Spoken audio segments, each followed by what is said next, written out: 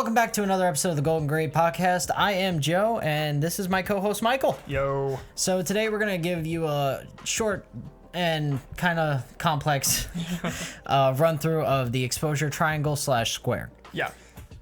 So Take it away. Yeah, I mean, as always, like, we're here to kind of simplify all things media production, make it accessible to everybody, and just have fun with it, as we do. So, yeah, today we're talking about the exposure triangle, which is a key foundation for photography and videography. You have to know about this if you want to be a photographer. Your camera on your phone, or like, you know, any camera that operates in auto mode, does all this for you. So there's a lot of confusion, I think, when people come into photography. How in the world does exposure work? What do all these buttons do? Yeah, what the heck does this button do? I'm using this knob and that's changing the lighting, but this one also changes the lighting, but it's doing it in a different way maybe? Mm-hmm. It's very confusing how to use a camera in manual mode at first. So today we're going to be talking a little bit about the exposure triangle, which is the way that you understand how it works. We call it a triangle because there are three things. What are those three things, Joe? We have aperture, ISO, and shutter speed. That is right. The aperture, the ISO, the shutter speed, those are the only ways. Well, for now. We're keeping it simple for now. Coming soon to an ND near you. To an ND near you. Those are the three ways that you adjust your light that comes into your camera. So I think we'll just kind of get into this. So we're going to talk about this from photography perspective first. Yeah, and then we'll go into video and more or less ND filters, what they're used for. But yeah. I definitely want to, let's hit the three basics before we move on. Sure. So like I said, we're talking about how much light is getting into your camera, because it's really, photography, there's a lot of things to think about. Your framing, your subject material, all that sort of stuff. You know, your focus, but one of the main things you need to nail down first is your exposure. So your camera has a little bar. You know what? You explain the bar. I love the bar. You love the little bar? It's such a fun little bar. Explain the exposure bar real quick. So the exposure bar, you want to hit the center. Just think of it as a target. You don't want to go too far left or too far right. And most cameras, Canon, Nikon, what is it, Panasonic? Yeah, the Lumix. Fujifilm, yeah, Fuji. all of them have it. Yeah. They pretty much all have it. The goal of that little bar is to help you figure out what perfect exposure is. Yeah. You can find that perfect exposure by adjusting these three settings, but you also have to be careful because each setting affects every other setting. Yeah. So it's finding that perfect balance between your ISO, making sure it's not too bright or not too dark, your shutter speed, making sure that your sensor is getting enough light, and your aperture to make sure, again, your sensor is pretty much getting enough light. Yeah. But each thing does work in tandem, so you got to make sure you get them all together. Perfect. Do you want to kick us off and kind of give us what shutter speed is? Yeah, okay, so let's talk about shutter speed real quick. So this is one that I think a lot of people reach for, and they think they know what they're doing. They think it's adjusting the light, but it has major unintended consequences, like all of them do. So shutter speed is literally just how long the shutter is open. Well, what is the shutter, you might ask? The sensor on your camera just continually lets in light. So that would just make a bright white mess if we just let that happen. So we have a shutter in front of it, kind of, and that shutter gets open and shut. So if you ever looked in the camera, that noise, that's the shutter moving out of the way of the sensor for a little bit and then moving back in the way. Some of it's fake. Yeah, but it can be fake. We'll talk about that in just a second. So like it might be, and it's open for a split second. It could be open for literal a second or even longer. That's called long exposure. Or it could be open for literally like 100th or 10,000th of a second. I don't know. But the shorter it's open for, the less light is going to get into the camera. The longer it's open, the more light is going to get into the camera. It seems simple enough. So a very slow shutter speed of a second, that sort of shutter, that is going to let in a ton of light. It's a lot longer than you think it is when it comes to photography. That's true, it's true. But like you were saying, like modern cameras don't actually need that for complicated reasons we don't need to talk about. But a modern camera doesn't actually need that. So right now we're filming this, if you're watching the video podcast, on two digital cameras that do not need to use their shutter. They do have one, but you can take pictures without the shutter ever going, and the digital shutter is what controls how much light is in, and that's what your phone does too. Your phone doesn't actually have a physical shutter. That's why it has to pretend. It goes that awful, terrible noise that you can disable, thankfully. That's what that sound is. It's emulating that shutter noise. But there's nothing better than like a physical click when you have a DSLR. A good old DSLR, Right, chunky. Oh, feels great. Yeah, if you haven't used a DSLR, it feels great. But anyways, so that is how it adjusts the amount of light that's going in. Longer or shorter amounts of the shutter moving it out of the way to expose your shot. But if you think about it this way, what's happening in that whole 1 second that it's open? If I have a 1 second shutter speed, what's gonna happen during that time? It's gonna let in a lot of light. Yeah, but what's gonna happen in the frame? It's gonna be blown out. Well, okay, but like what else happens? Assuming it's exposed properly, in that 1 second, what can happen in that 1 second? Things move. Yes, exactly. Things will move. With a lot of light. Yeah, with a lot of light too, yeah. We'll get into that a little bit later, but if I have my shutter speed open for a full second, like I could move all the way from one end of the frame to the other, and it's gonna capture that light all the way across. So what you're gonna see, instead of getting a clear picture of me, you're gonna see me blurred out in the middle, and that can be an artistic effect that you might want. You might want it to be really blurry. That's what those pictures at night with the cars where you can only see the light trails. That New York street photography classic, awesome. Or waterfall photography where that water looks like milk. Yeah, that's long exposure is great for that, and that is when you do want to use a really slow shutter speed. But you have to remember, shutter speed is going to introduce motion blur. A slow shutter speed, anything really less than 1/80, like 1/80th of a second, anything less than that, slower than that, it's gonna let in enough light to where if your subject isn't standing still, you're gonna get a lot of blur. So if you're taking pictures of a bird flying, for example, you're gonna want to crank that shutter speed all the way up to like 1/500th or more for fast moving. You got to make sure those wings aren't flapping when that shutter closes. Yeah, exactly. Honestly, you might need even faster than that. Nature photography isn't my thing, but like if you're worried about a fast moving subject, you need to worry about that. But you might have the desire to have things blurred out in the background. And actually, if you take a photo in the middle of the day with traffic moving at an incredibly slow shutter speed of like 1/30th of a second, or one frame every 30 seconds. If your exposure is set properly, it actually kind of looks like the cars disappear. There's so much motion blur that you can actually make it look like the cars aren't there. So it's super cool. You need to understand how that shutter affects your motion blur. Slower shutter means less or more light, but more motion blur. So that is shutter speed. That might be a con, but it's also a pro because you can use it to a great artistic effect. Yeah. Okay. ISO. Talk about ISO, Joe. So ISO is it's the most digital aspect of your photography and videography. It creates unnatural light, which basically increases the brightness of the image to try to adjust out that exposure triangle. Personally, I use it last. You want your ISO to be as low as possible. Yeah. That always. You can. Then again, you also want to make sure you're hitting that little bar in the center again. But ISO creates digital noise, which is, if you ever see a picture at night where it has like all those multicolored and all those little dots all over your photo. That's nasty. Yeah, that's because your ISO is pretty much taking over your photo. The best you can possibly do with ISO is to keep it at 100, which is most cameras standard. Like the lowest. Lowest, yeah, before it dips into the auto. And keep it as low as it can and get your own light. Whether that's a light panel, a flash, anything that helps you not use your ISO. Yeah. ISO can look good as long as it's balanced properly with shutter speed and aperture.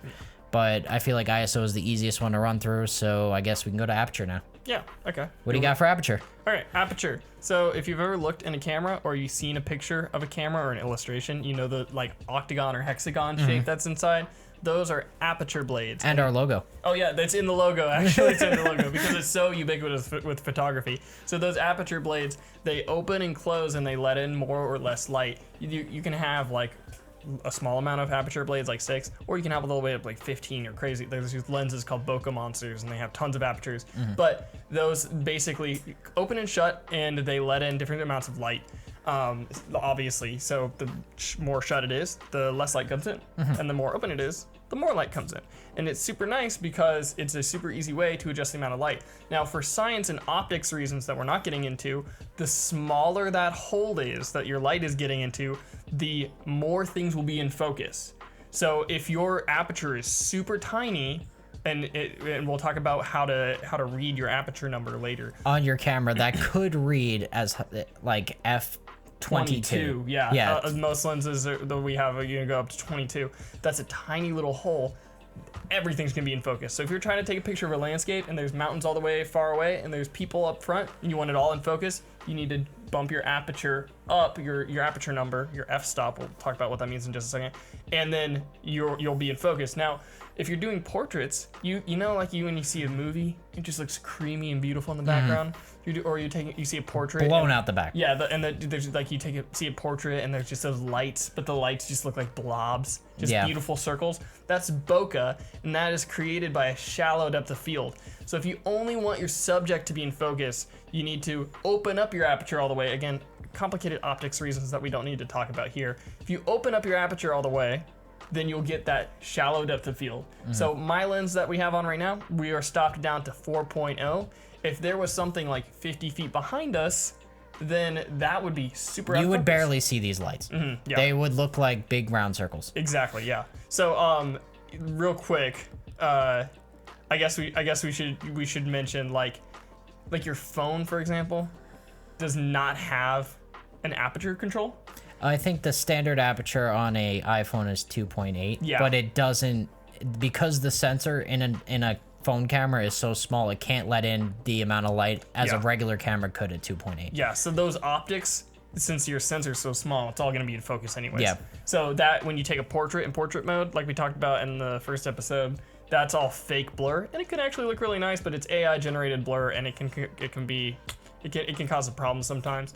But yeah, so if you want to get that, again, it's all about artistic expression. Yes. If you do really, really want that creamy, beautiful background, you should work on stopping that down and adjusting the other two settings. And saving. As much as you can. What do you mean? Saving money. Oh, yeah. The lower, so on your camera, the aperture is controlled by the F. The F logo, it goes from generally 1.8. I don't know if I've seen a 1.4. Yeah, but a 1.4 all the way up to 22. Yeah, and The that is a closer you physical get- property of your lens. Yeah. The closer you get to 0, the more money you will spend. That is so true. the same camera lens, let's say a Like a 50 35 prime. Let's just say a 50 prime. a 50 classic prime, 50 sure. prime. A 50 prime that stops at f5.6 or 6.5, 5.6. 5.6, yeah. Will cost $200, and then if you get that same lens at 2.8, could cost you $3,000. Yeah. You're paying for the ability of the lens to let in light. Obviously, you're getting better glass at the same time. That's true. But that blown out background, that costs a fortune. Yeah. So if that's why a lot of people will prefer to buy one prime lens, like a 50, that has a good focal range for a lot of different things, but also can stop down. And unfortunately, there's no real way to emulate that. No. You can do things in post to kind of increase your sharpness or to create blurry effects if you want to, but you can't really like emulate bokeh without getting a more expensive lens, which is unfortunate. But that's what your aperture does. So yeah. Now these things will all affect each other, like you were saying earlier, Joe. You know, if you adjust the exposure on one, you're gonna get that unintended consequence with ISO. You're gonna get that gain, that grain, that gross grain that we don't like. With aperture, you're gonna get your depth of field is gonna change. So it's all about balancing. And what I would recommend is go somewhere where there's something moving in the background and there's a decent amount of light. And I would recommend jacking up all your settings and then using one of them, the ISO maybe, to bring that exposure back to where it looks properly exposed. Hit that line. Yeah, hit it right up and down in the center, perfectly exposed according to your camera at least. Take a photo and see what it looks like, and then try totally different settings. You'll pretty quickly. You'll learn how to play around with it. You'll understand pretty quickly which one does what, and you'll notice if you have a super slow shutter speed, it's gonna look unusable. And honestly, like for photography, like a shutter speed of like anything less than 1/80, like barely gonna be usable. It's gonna be very blurry. All right. That's the exposure triangle, but you said earlier it's actually kind of an exposure square a little bit. Explain that, Joe. Why would it be a square? What's the fourth? This one exposure secret photographers don't want you to know? Explain. Oh God, please don't. But so the exposure square it's more or less more a videography thing or more of I hate ISO thing, which is also a me thing. But it's basically, every photographer and videographer says this. It's basically sunglasses for your camera. Yeah. It stops too much light in the background, but that gives you also another point of adjustment. Yep. So if you have a variable ND or a Wait, what does ND mean? Neural density, neutral density. Yeah, so this is a neutral density filter. Yeah, and what it lets you do is you can stop down where the ISO would already be at 100 and it's already too bright in the room. Yeah, you can't lower your ISO anymore. There's your sunglasses. Yeah. It's used more for video than it is for photography. Yeah. But it's absolutely essential in video if you want to get that perfectly exposed shot and in it's like daylight. Sunlight. Yeah, especially outside. Yeah. But okay, so that's pretty much the aperture triangle square conundrum. Play around with it. Enjoy. And honestly, the best way to learn your camera is to go out and do it. Yeah, but hopefully that gives you the tools you need to kind of like know what each thing is doing. Definitely play around with it a lot, learn what's going on. And if you are a videographer, get an ND filter, please, because if video, we'll talk about this later in another podcast, but video usually gets locked with a shutter speed that's 1/60. Or like 1/50 depending, and you really want an ND filter. So that is essential gear. All right, Joe, you have something special going on. I do. So we're going to do segments. This segment is questions. So I have scoured the interwebs and got questions that either beginner photographers have asked or intermediate. I tried to stay away from the professional questions. Okay, sure. So I'm going to ask you questions, and I want a short answer on how you would answer them. Okay, sure. I've not seen these questions before, so it's new to me. And our TV that has the questions is off right now, so you will be read them. That is okay. Give them to me. All right. So what questions, this is a interesting question. What question would you ask an extremely successful photographer or filmmaker? So let's say Peter McKinnon or Michael Bay as a director. What one question, if you had one question, what would you ask? I think people get really wrapped up in how did you get successful? Yeah. And people just want to know, like, what's your secret? You know, I feel like the secret sauce. What's your secret sauce? You can say that because you're a New Yorker. I can't do that accent. But like, I feel like a lot of if you were to ask like a famous director, a famous photographer, like, or influencer, like, what's your secret? That's not an interesting question to me because like there isn't a secret. It's the journey. Yeah, it's about the journey, and that's kind of why I probably would ask, like, why do you do what you do? Yeah. Like, because a lot of what's your inspiration? Yeah, what is your inspiration? Like to me, like it's not a lot of the times like success can be defined in so many different ways. Yeah. Most people I think would define success as how well you're known and how much money you make. I would personally ask, how did you get your clients? Like, how did you grow your clientele? Totally, because that's like, I feel like that is a huge thing for starting photographers. Like, where do I start? The market's oversaturated. Yeah, sure. A lot of it is you can choose your own style. That's a big thing. If you have a portfolio of that you just went out and took some photos, maybe you got some friends you convinced some friends to take some photos for them, but you can create your own style. You can set yourself apart from everyone else. Developing a style is really hard. So that might also be something. If I was asked like Casey Neistat, how did you get that style, man? Because he has a really interesting style, and I would love to know like what was his process? How did he? How in the world did he get to that very unique, very kind of almost dirty, really quick and dirty way of making? But it just works so well. And it's like Peter McKinnon. He has a very contrasty sort of photography style. I would love to know. Well, he got his inspiration from Lick. Oh, okay. So he started his journey loving pictures of a previous artist, copied his work until it became his own style, and moved away from that. So if you find a photographer that you really like and you love their work, try to replicate it. Imitate it. Imitation is the most sincere form of flattery. As long as you're not stealing work. Yeah. It really is. Like if I could take a picture half as good as Peter McKinnon, I would probably blow that up and put it on the side of my wall. Oh, totally. But I think on that note, real quick, like photographers and artists in general are really scared to copy. Dude, every artist copies. Every successful artist copies people because art is self-inspired. You have to start somewhere. And that's the thing is like nothing is new anyways. Nothing's new under the sun. all artists take inspiration from people. Taking inspiration is okay. If you're plagiarizing, don't plagiarize. That's illegal and stupid and terrible thing to do. But And nobody's gonna respect you for plagiarizing. yeah, exactly. But like taking inspiration, trying to find a similar shot to somebody, and that's also a great way to develop your style. So yeah, I mean, I might ask them like, you know, what was that source of inspiration, and definitely like how did you get clients is a great question on the business side. So anyways, do you got another question for me? I do have another question. This one's pretty short because we covered it in the last episode. Yeah. Do you necessarily need professional gear to make photography? And now here's the kicker: your full-time job. Into your full-time job. I would say yes.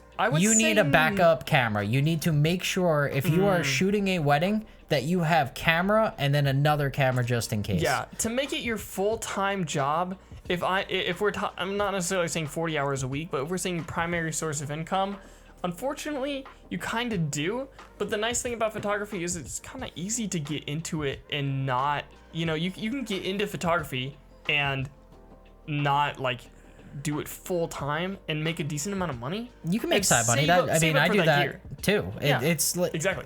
It started as a hobby, became my full-time career, and then became a side business with my full-time career. You can save up money for that. Yeah. But do you need it like for videography? Yeah. I mean, like I am basically a full-time videographer, and if I didn't have professional gear, kind of depends on what you're doing. If you're making internet content, for example, if you're like a vlogger or you can a get away YouTuber, with a decent webcam, or you can as a streamer. You can use a webcam as a streamer for sure. You can do you can make internet content like on YouTube with a camera and a gimbal for sure, like your phone camera and a gimbal for sure. Now, if you're gonna be a wedding photographer or if you're gonna be making ads, you need a nice camera. You might need some nice editing software. Unfortunately, I wish I didn't have to say that. Now, I would say that most people, by the time they are they are professional and educated enough to go into it full time. By the time I was ready to make it a full-time career, I already had access to or had my own professional gear. Yeah. The chances of you being ready to jump straight in and become a 40 hours a week videographer or photographer or editor, you almost definitely have the gear you need, and if you don't, you at least have the experience with the gear you need, and somebody else is going to be supplying that too. Yeah, for sure. If you have the ability to become a full-time photographer, God bless you, because I would love to do photography full-time. I love video, I love all this stuff, but photography really is my favorite thing. Yeah. And I don't think that if you can and have the clientele to work full-time, you don't already have your own gear or... Yeah, that's a good point. But yeah, I don't want to dive too much into this because we did this last episode. But long story short, no, you don't need professional gear to make great content. Not at all. Not even close. But to make it your full-time job, probably. But if you are ready to make it your full-time job, you probably know how to use it and will find a way to get that camera gear. All right, next question. Next question. Professional photographers question. Yeah. I know I stayed a little away from professional, but this is more of an intermediate. Yeah, sure. Because this can apply to side hustles too. How are you going to handle a possible recession in the future? How do you make your photography recession-proof? I have an answer for this question. Would you like to know my answer? I kind of want to take a stab at it real quick. And Go for it. Because I think you'll have a good idea. I would say my immediate gut reaction is that, and this is kind of the dark side of the photography world, you can always hustle a little bit harder. And if you really need to, I think there will always be enough clients that you will be able to get something out of it, because people always want photos, people always want videos, and I think that there won't be a complete lack of that. I think that it's gonna really suck. It's gonna really suck for a lot of creators that don't work for a company that are like independent. But I do think it will be possible to get through a pretty deep recession. But I think a lot of it has to do with just putting in overtime, which really sucks. I hate that, and I am a work reformer for sure. But I think that might be a huge part of a huge unfortunate side effect. But what's your answer? Because I have a feeling you have a much more uplifting answer than that. Do you? Yeah. Okay. So people are never going to stop getting married, no matter how shitty the economy does. Yeah, that's true. And on top of that, people will always need real estate photos. Yeah. There is always a market for photography. There's you can't get away from it. Yeah. I mean, you may not have the skills in that market, but fall photos, there's senior photos, Christmas photos, always in pretty pretty high demand. Always, at least in photography, there's always a market. That's a great point. The problem with the market is basically beating out the competition. Yeah. How can you differentiate yourself from the other photographers? But I will say, even in a recession, there is always a way to make some money. Yeah, I agree. There are certain markets that'll never dry up, and to set yourself apart, you need to be as unique as you can, and you need to be as innovative as you can. And again, I think you need to hustle pretty well in a recession. Now, if we're in a depression, that's a different story. Those markets probably will dry up, because there is a certain point where a family will just be like, we can't take pictures anymore. There will be a point where people are like, gonna have to do our wedding on a budget. I mean, let's just take them with our phone. But there will definitely be those markets around for a while. All right. So those are some really good questions. I'm really interested to do more questions. And if you happen to be watching this and have any questions related to any media production, please. We got a TikTok. Throw them in any video. Yeah. We're always checking that. Facebook. We will soon have it on Instagram. Yeah, sure. Unfortunately. Yeah, I don't like Instagram. I'm not a huge fan of Instagram. Name of the game when you're content I creating. think Meta ruined Instagram, but yeah, regardless. We can talk about that on another time. But I would like to move into our final segment to close out the night. Sure. Grab a friend and take a ride. Would you rather have Superman's flying powers for photography from the sky without a drone, or turn invisible to take what photos you want without drawing attention anywhere you go? So you're saying I could either get the most perfect aerial photography and videography Of all time. of all time, Yes. Or you can get any shot anywhere, no matter what, even if you're shy. I mean, we do this Sure. full time as a job, so we're not shy at this point. But anywhere. So let's say, all right, let's do a different take on it, at least for the other side. So say you wanted to take a picture of the Mona Lisa at night in the Louvre.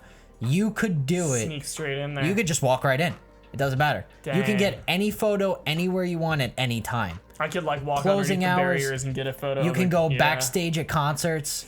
Like, you have to think of it in a more technical term other Yeah, than sure, shy. sure. But you can get anything you want. Oh man, I gotta go. You know what? I gotta go with the aerial photography, and because Can't there's- put a tripod up there, though. Well, I am. You my better own have a tripod. really good I am my own gimbal. tripod. Like, here's the thing. Here's the thing about that question is like, I love aerial photography so much, and I would love, the reason I love it because it's so out of this world. And I guess there's ways that the other situation applies to it too, but there are ways of getting around those problems. You can use zoom lenses. You can summon up more courage. You can work your way up to a point where you can get a backstage pass. But with aerial photography, I mean, without being like, you know, having a jetpack, like planes aren't quite the same. Like if I could fly like Superman, that would be like perfect. I think it would be a lot of fun. The reason aerial photography is so fun is because it's so out of this world and like so mystical and magical. And I think that feeling of actually experiencing it as I take the photo, that's gonna be self for me. I feel like the invisible thing's going to get you in a lot of trouble. Well, I mean, if you're fully invisible, like, Yeah, but at the end of the day, people are going to be like, how'd you get that photo? yeah, but that's on you. You know, that's on you. But if you get can caught. post the aerial photography. Be like, oh, I had a drone. Yeah, sure. But like, you are backstage at a concert and Bon Jovi's like, yo, dude, how'd you get that photo? Why like, Bon Jovi? I don't know. I like Okay, Bon Jovi. Cool. Yeah, halfway there. Oh my god, I hate that. Sorry, listeners. I don't know what came over me. The power of Bon Jovi. Power of Bon Jovi came over me. This episode sponsored by the power of Bon Jovi. Wow. Yeah. We secured that sponsor? Yeah, we did. That's incredible. Thank you, Bon Jovi. Wow. Thank you, Bon Jovi's powers. Okay, give me another question real quick. Wait, did you answer that? I did not answer. What's your answer? I would probably do aerial photography. Yeah. Here's the thing. If you have a decent amount of money, you can get a 400 millimeter lens and get to that Bon Jovi concert anyway. Yeah, well, I mean, you might need more than 400 millimeters, especially if you're up in the nosebleeds. Put a telephoto on it, get 800. Dude, you might need more. Yeah, you probably do. You need a telescope. If you're up in the nosebleeds, you need a freaking telescope. You need a telescope. You see it into another. No, Oh, well, that's another hit for aerial photography. Can you imagine how great your moon photos would be? Like just fly to the moon? Yeah. Well, not fly to the Hey, moon, but you're like as far as Superman. you can go before. Yo, you're Superman can fly out of the atmosphere. Oh boy. Okay, next We can't question. go into We're getting lost in the weeds. Are Next we question, doing another please. question? Do you want to do another Do one? you have one more? I have another one. Okay. We'll do give it me one one last more. one. Would you rather? Would you rather